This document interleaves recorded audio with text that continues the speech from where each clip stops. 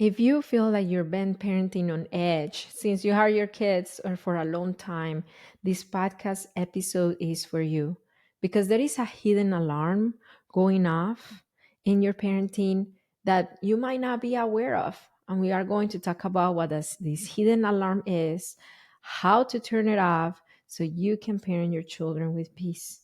If every day feels like you are running on fumes, like you love your kids and you want the best for them, but you find yourself snapping or yelling and you don't know how, if it is even possible to have peaceful parenting, the answer is yes.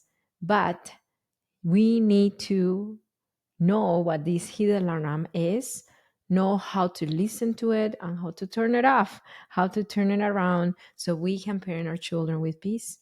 And that's going to be basically the episode of this week. Hello, welcome to another episode of the Parenting with Understanding podcast. This is your host, Marcela Collier. I'm a certified parenting coach and founder of HIC Parenting Education Agency. We are a group of coaches with the mission of helping parents like you break away from reactivity and parent their children with peace. If you are new to this podcast or you've been listening for a little bit, that's the sign that you need to subscribe to it. If you've been finding value in it, I encourage you to subscribe to our Parenting with Understanding podcast. So every Tuesday, you get a free class to help you break away from reactivity and parent your children with peace. And let's talk about anxiety. Yes, that's the hidden alarm. Do you feel that you are walking on eggshells? So what is anxiety? What is walking on eggshells? Walking on eggshells is parenting our children with the expectation that something is going to go wrong or something bad is going to happen or the next outburst is going to happen and we won't know how to handle it, or the next thing is going to drop at our feet and we would not be able to successfully address it, or it would be too overbearing and overwhelming for us to the point that it would just take us way outside of our window of tolerance. That is eggshell parenting. That is walking on eggshells in our parenting. And that's basically what the symptoms of anxiety are. Do you relate to that? Do you relate to that? And you're like, I'm just so tired of all the things that are happening in my house, in my life. I have to pick up the kids from preschool, come run back home, make dinner, and then the next thing I have to do is I just have so many things going on, and this is the source of my anxiety. Is that you? Well, if that is you, I'm going to challenge your thinking right now, because anxiety, it's an alarm system. It's an alarm system that tells us about things that are running deep inside and usually have nothing to do with what's happening on the outside. It's how we are living internally and the interpretation that internally we are giving to our outside world what creates that anxiety. I think I read somewhere that most of the problems that we have live in our head and haven't even happened yet. Has that happened to you in your parenting? That is more about the worries that you have about how your children are going to turn out to be, or the relationship that they're going to have with you in the future if you don't stop snapping, or the relationship they're going to have with themselves if they keep on fighting. It's more about the worries than what is actually happening at the very moment. Most of the dragons that we fight in our head come from those anxious thoughts that are related to future things that might not even happen, or are like unlikable to happen, or are going to be solved anyway. So the problem is not the child's behavior itself. The problem is not even your yelling itself. The problem is not even the anxiety itself, but it's something a lot deeper. I'm reading a fantastic book. It's from Dr. John Deloney. It's called Non Anxious Life. That's the title of the book. And then he was describing anxiety with a story. He said, just imagine that you are on your couch watching TV when the smoke alarm detectors go off. And then you try to ignore it by turning up the volume of the TV, and it comes to a point that you cannot ignore it any longer. And then you go to the smoke detectors and you wrap blankets around the smoke detector to not bother you so much. You go back to watching TV, and at that point, you feel like a sense of relief because you feel like you were about it. You did something about it. The smoke detector alarm is not sounding as loud. It is baffled. So you can at least listen a little bit what the TV is saying to you. And then the sounding alarms keep going off, and other alarms in the house start to go off as well because now there is smoke coming out of the kitchen. And then you get so annoyed by these all these alarms that you go and you try to just turn off all the alarms. You get your screwdriver, you turn off all the alarms, and you're like, yes, now finally there is peace. And you go back to your couch and you start drowning in smoke. Because the alarm itself was not the problem. The alarm was sounding because there was a fire going on. There was something that needed the attention going on. That's what anxiety is. Anxiety is the alarm systems, our nervous system alarm to let us know that something else is happening that needs attention. But as parents, we try to drown it. We try to drown the anxiety with temporary reliefs. It could be the snapping is a relief. Yes, snapping brings relief to your body. Don't you feel like a sense of relief after you yell? But you kind of feel guilty, but you're kind of like, oh, I yelled. Like I feel there is a release in it. But you're just reacting to the sounding alarm. Reactivity is a way of responding to that alarm, which is anxiety, but not addressing the root of it. Shutting down, it is another form. This alarm is going off so wide, so loudly. The kids are crying, the dog is barking, everything feels like a chaos. I feel so overwhelmed that I start emotionally checking out. So I go back to my phone to do doom scrolling, or I start short chasing. Are you a short chaser? That anxiety feels so much in you, and then when you are interacting with your kids, that you convince yourself that there are so many things that you need to be doing, and while you are trying to play with your kids or have a time with your kids, you are being pulled emotionally, or your nervous system pulls you out of that moment of that presence because the dishes are piled up, because the like you I'm not saying that chores and things that need to be done are not there, but it is a different kind of pull. You know that you could do the dishes later, but it's kind of this pull of I need to be occupied with my to-do list to not think about the cause of this anxiety. Is that you? I remember one of the parents I work with in coaching, she said, I struggle with being present with my kids. Because the moment that I try to be present and I try to be with them, the anxiety of them maybe potentially getting into sibling fights pulls me to start giving excuses to myself of like, no, I need to finish lunch, or I need to I need to clean up the litter. I need to, and then I start finding myself getting out of present with my children to not avoid their to avoid their meltdowns, to avoid their sibling conflict. And I would just check out to my chore chasing because that feels a lot safer. That feels a lot more predictable. Folding laundry feels a lot more predictable, or responding to those emails feel a lot more predictable, or thinking about or doing the grocery list feels a lot more predictable than my interaction with my kids. That was one of the parents that I helped in coaching last week.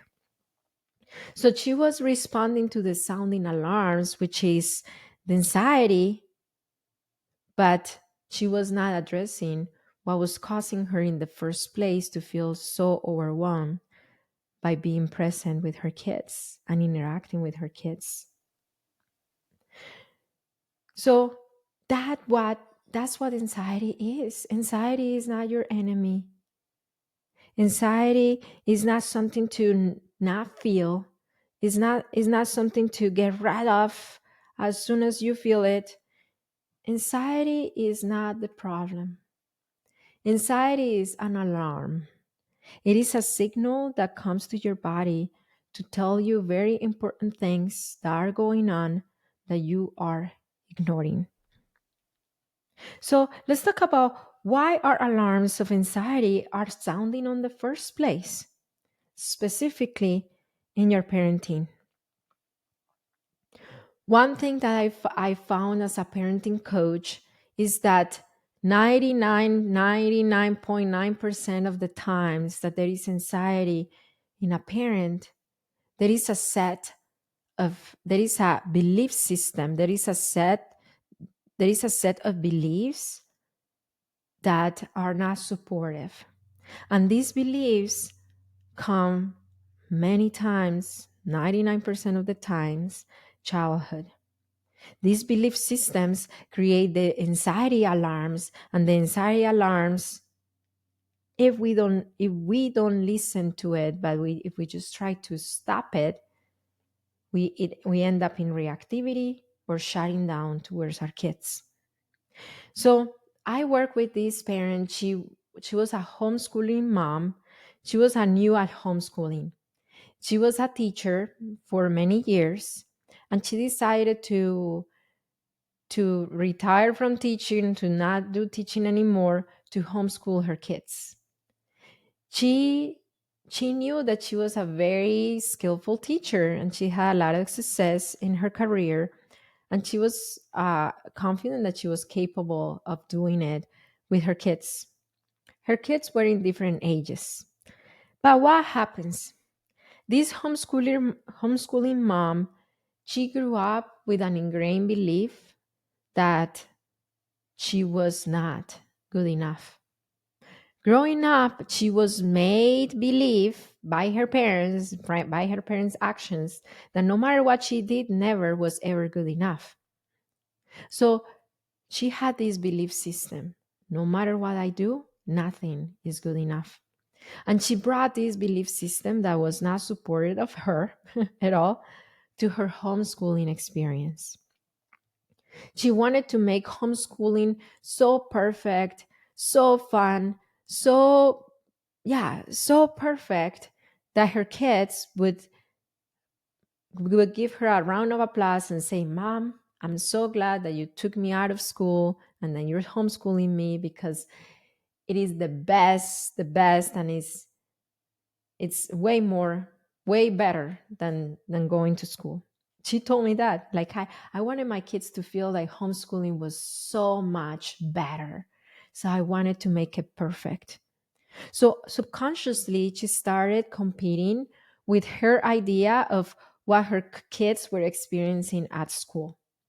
And she created this very, very strict schedule for her and her kids. She started creating all these activities and things that were giving her a lot of anxiety. And then she was presenting this homeschool experience in a way that nothing could go wrong. So what happened? When her kids were not interested about the activity, when her kids were not as engaged, she started feeling all this anxiety. And she started controlling the environment by like, no, you have to finish right now because we need to finish this task before we have a break. And homeschooling experience started to show up as a nightmare for them, for her and for her kids.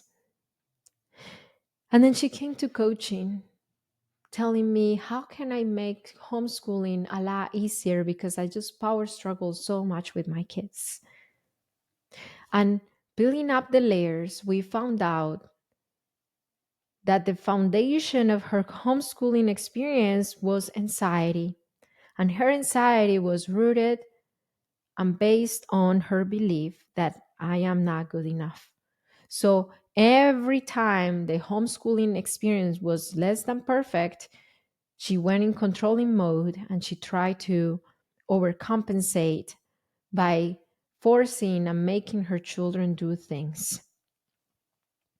And that's what created the power struggles. So that need for control was her chasing the alarm, trying to put a towel around the alarm to not sound so big instead of looking what was underneath the alarm. That's what we did in coaching. We went underneath the alarm and we found out that it was anxiety based on a rooted belief of I'm not good enough.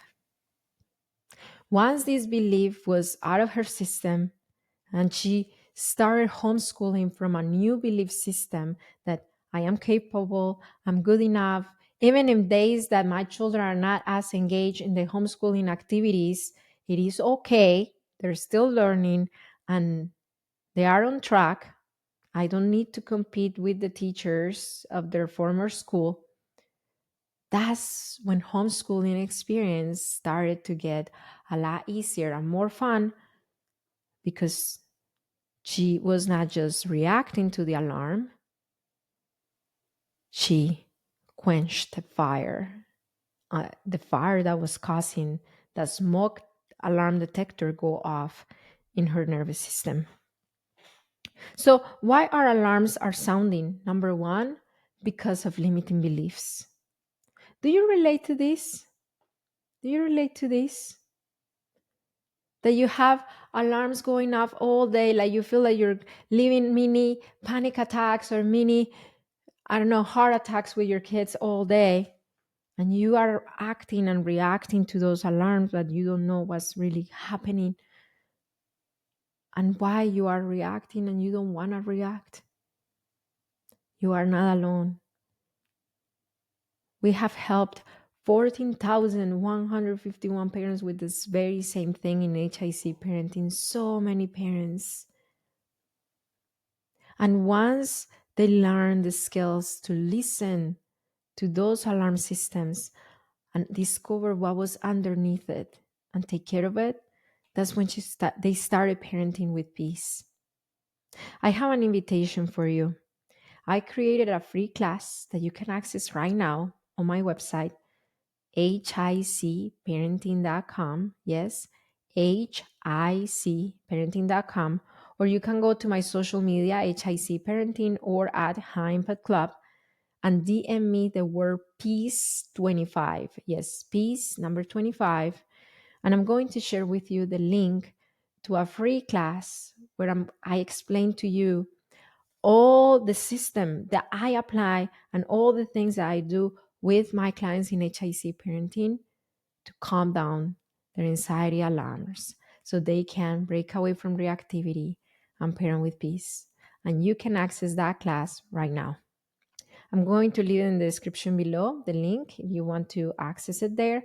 Or again, just you can just go to my DM in social media at Heimpet Club or HIC Parenting and DM us the word peace 25 and you can start feeling a lot calmer in your parenting. I'm going to drink water as I do in every episode. So, the second reason why our alarm systems of anxiety are going off is because of trauma responses. Many times in coaching, I've seen parents having trauma responses when they are trying to parent their kids. I work with a parent who was having a trauma response every time the 5 year old hit the 1 year old because she saw this 5 year old as this giant boy, strong giant boy, just hitting the weak little small girl who once was her. But that giant boy was not a boy, it was her father. Subconsciously, when that was happening, she was projecting that trauma response towards her kids. And that didn't allow her to be assertive during those moments. That took her to spank her boy, to yell at her boys at the top of her lungs, and then feeling very guilty because she knew she was overreacting. She knew she needed to do something about it. She didn't want her boy to hit her little girl, but at the same time, she knew that her reactivity was disproportionate to what was really happening because in her logical brain, she knew that her 5 year old boy was still a little kid, but her trauma made him seen as this big giant hitting the little girl. So many times, our own feelings of unsafety and trauma responses fire up that anxiety, that nervous system alarm.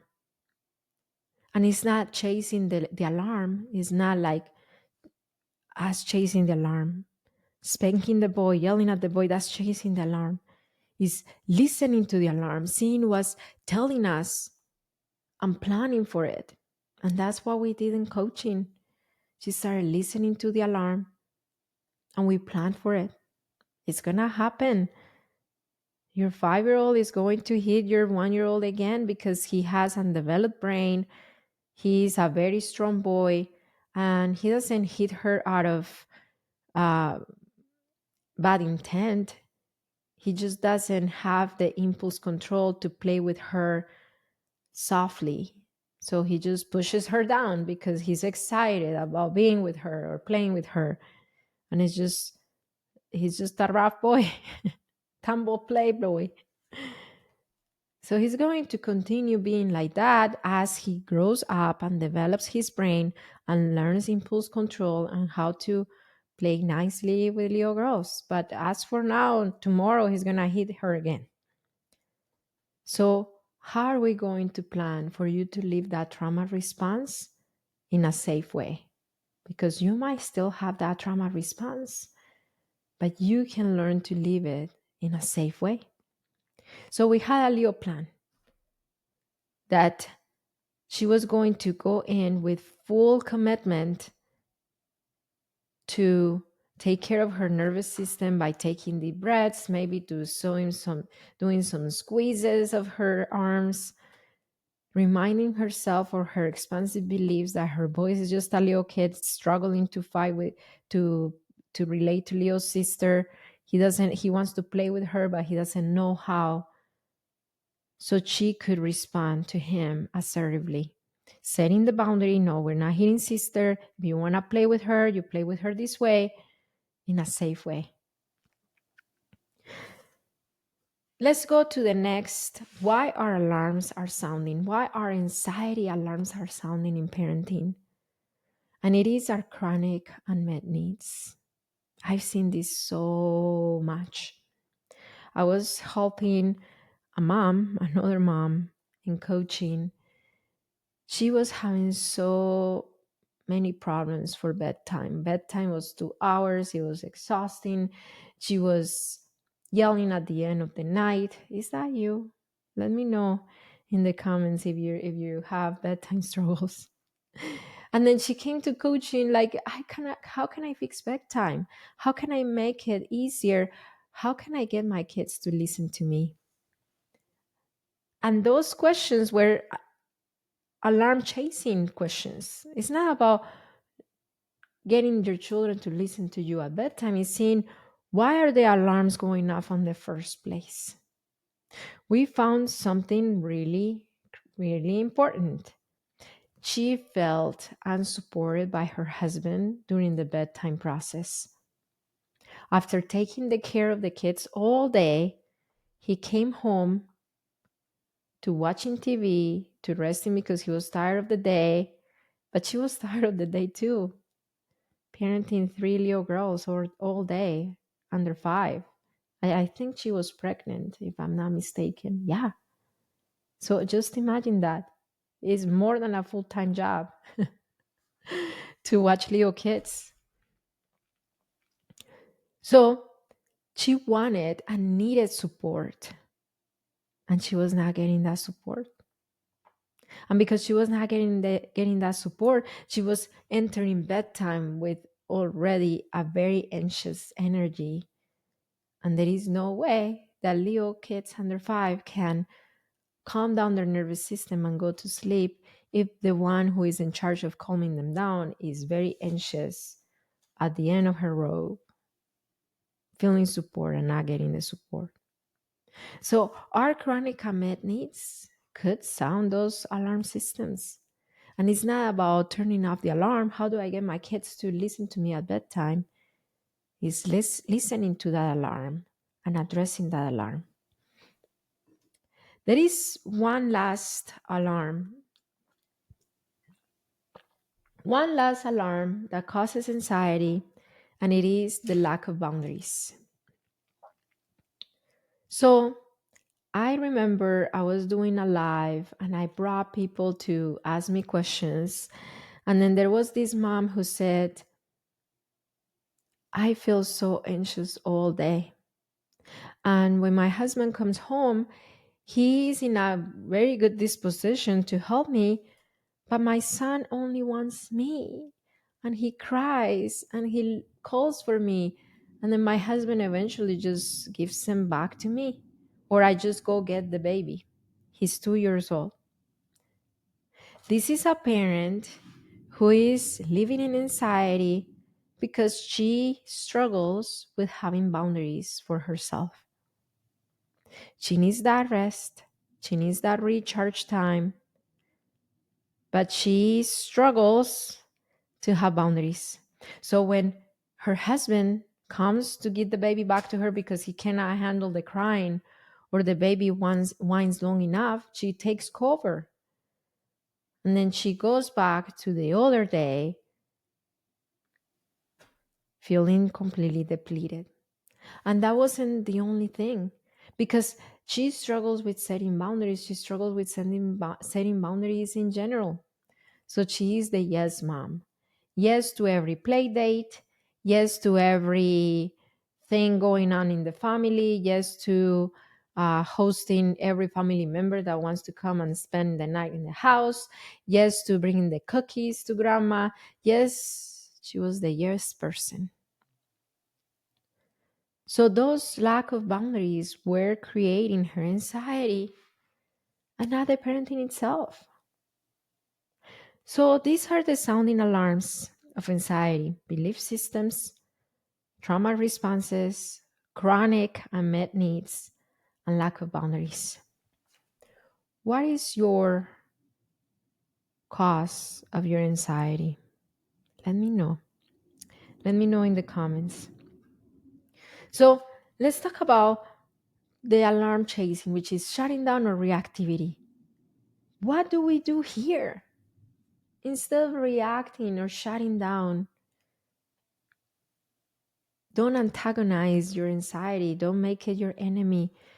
Anxiety, it is just a signal, or it could even be your friend that comes to tell you something's happening, listening to me, and I'm going to keep sounding off until you listen to me. So listen to that anxiety. Let's do a little exercise right now. If you were to tap into that anxiety, yes, I want you to do it. You've been running away from it and fighting with it. I want you to lean towards it this time. It's counterintuitive, but I promise you, it will help you. So you can close your eyes, or if you're watching your kids, actively watching your kids, don't close your eyes, but preferably be in a place where you can be with yourself. Close your eyes. You can do this exercise as well. I want you to picture your anxiety. And I want you to picture that anxiety residing somewhere in your body. Where do you feel that anxiety? Usually where your muscles tense up the most is where you feel that anxiety. I usually feel my anxiety on my shoulders. I feel that anxiety on my jaw. Sometimes I feel that anxiety on my tight belly. Where is the place where you feel that anxiety? I want you to tap into that place. Just feel that place, feel the tension. I want you to picture that anxiety having a shape. What is the shape of your anxiety? If you are able to describe it, describe it. Let me know how you imagine that anxiety looking like. I imagine anxiety being like a knot, like a very tight knot, spiky knot. I don't know. If that anxiety had a voice, what would that anxiety tell you? Listen to it, because that anxiety is usually going to tell you a missing need, or a trauma response, a projection, or a limiting belief. If that anxiety is telling you something that comes after I feel like a failure, I'm not good enough, whatever, those feelings are not feelings, they're beliefs. Anything after I feel like is usually a belief. Listen to it, because it's going to tell you what it is. If it is a limiting belief, if it is a trauma response, if it is a chronic unmet need, or if it is lack of boundaries. You can open your eyes. What did you learn about you? What did you learn about what the cause of your anxiety is? So now that we know what the cause is, the next thing is to reset that alarm. Not to stop it, to reset it by taking care of the fire. So you see your need. The next thing is, how are you going to meet your need? You see that it's a trauma response. The next thing is, what can you do to keep your nervous system safe while you are living that trauma response, grounded in the present moment, not in the past?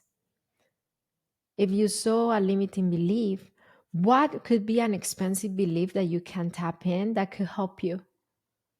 Maybe I am good enough. Maybe I'm valuable. Maybe I'm capable. If it is lack of boundaries, how can I set these boundaries?